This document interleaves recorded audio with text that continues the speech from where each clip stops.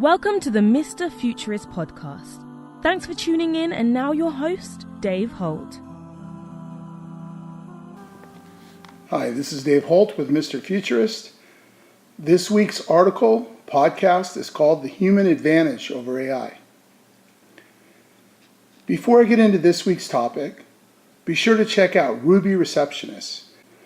They are the only virtual receptionist service dedicated to creating personal connections with your callers, building trust with every call, and increasing the likelihood you've secured a customer for life. Why not stabilize your receptionist position with an outstanding virtual service? You can also try out Ruby Receptionist and save $75 off their first full month's invoice by clicking on the link below. Please check them out. The first thing I want to talk about this week is something that intuitively has been coming to me very strongly this last week. A lot of technology applications, especially with artificial intelligence, have been and are developed for business use or for sales and marketing purposes. AI algorithms that are being used to track people and to market to them or used to keep them on a website or social media page, in my opinion, will become outdated technology in the future. Using technology to manipulate people isn't good for technology companies, people, and the U.S. economy. I see this turning around within the next 5 years as we go through some challenging times in the U.S. and worldwide.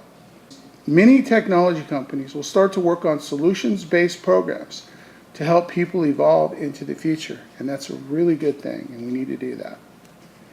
I've always said, artificial intelligence is not just a large part of a technological revolution.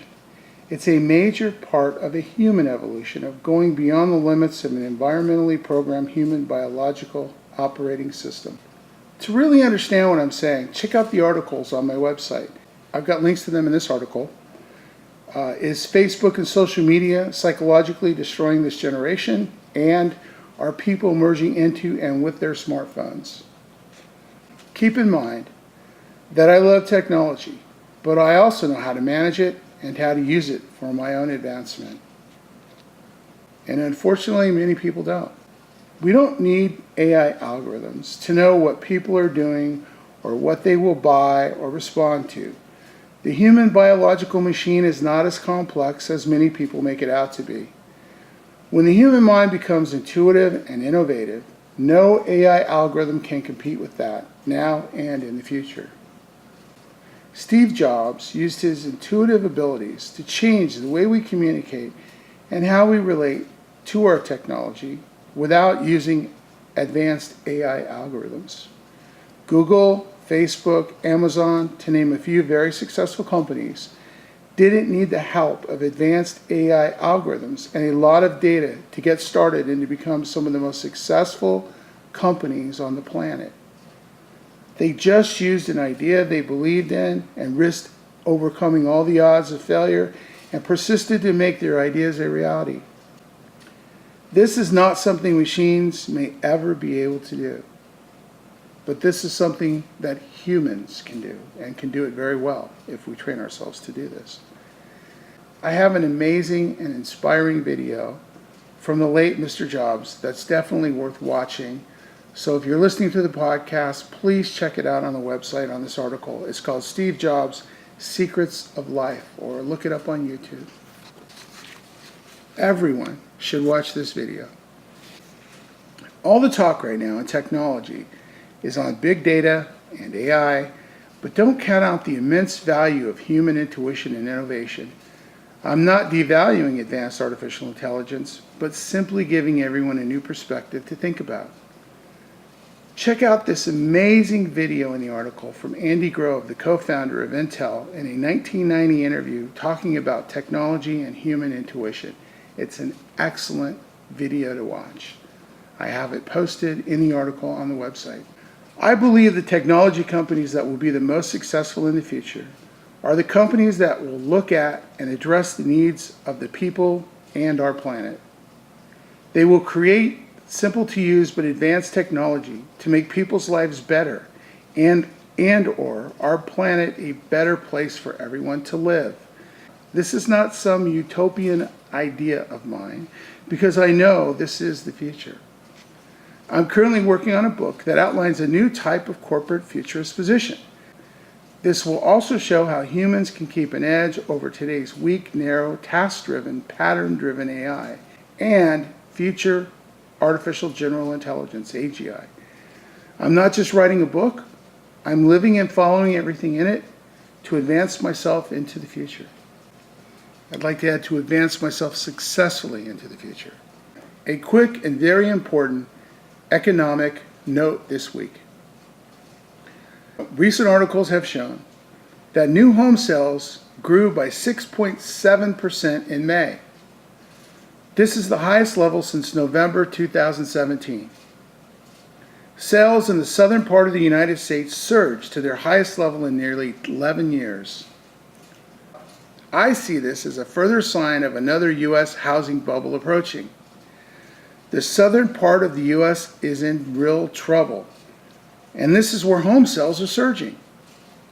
Here's a couple reasons why. The South is on the verge of a major health crisis and healthcare epidemic. Personally, I think their traditional diet of fried foods, of unhealthy oils, mass carbohydrates, and sugar is the blame for most of this. The 10 least healthy U.S. states, Mississippi, Louisiana, Arkansas, Alabama, West Virginia, Tennessee, South Carolina, Oklahoma, Kentucky, and Georgia. It's also not a surprise that most of the population in the U.S. South work in healthcare. Retail is their number 2 industry, followed by manufacturing, and the 6th most popular industry is construction. Retail and manufacturing are industries that will be taken over by machines, and construction will decline if the housing bubble bursts, as I predict it will. Now we have a situation where people paid a premium price for new homes and are left without jobs and without health care, the very people that are going to need health care.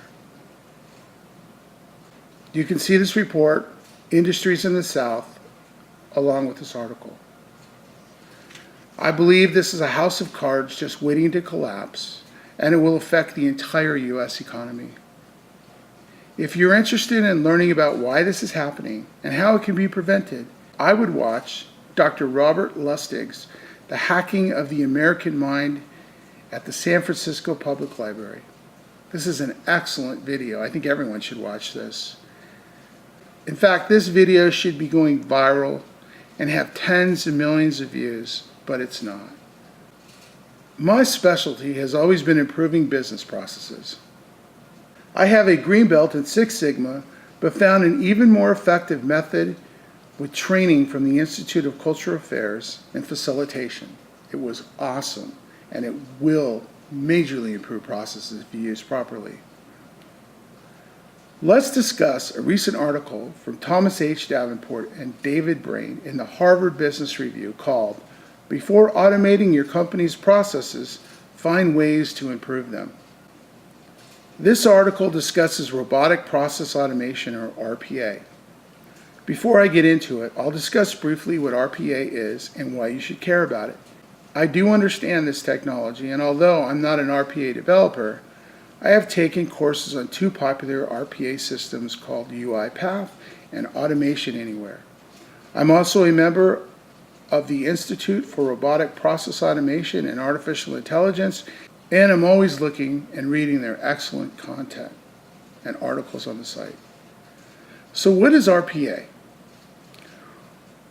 Robotic Process Automation is a popular automated AI software tool which creates and uses specialized agents or bots on someone's computer to learn a process by watching and mimicking what the person does on a daily basis.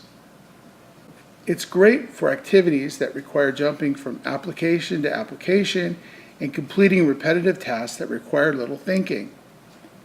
Once the specialized agent or bot learns the process, it can then repeat it in the same way every day without error. For more information on RPA, check out the Institute for Robotic Process Automation and Artificial Intelligence. There's a lot of good stuff on that website worth reading. According to the Harvard Business Review article, the match between RPA and business processes isn't a perfect one if the goal is to redesign or to improve the process rather than to automate it in its current state. As Andrew Spagni, the author of 4 books on process management, put it to us by email, RPA does not redesign anything. It doesn't ask whether we need to do this activity at all.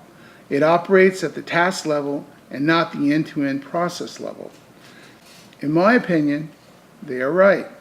RPA doesn't make processes more efficient and better. This is where a human who knows how to learn and recognize waste and flaws in a process comes in, and a perfect example of how AI automation and RPA can work successfully together. Going through the training, I noticed there are a lot of people training as RPA developers, especially in India. It looks like the new H-1B path into the US for a lot of people.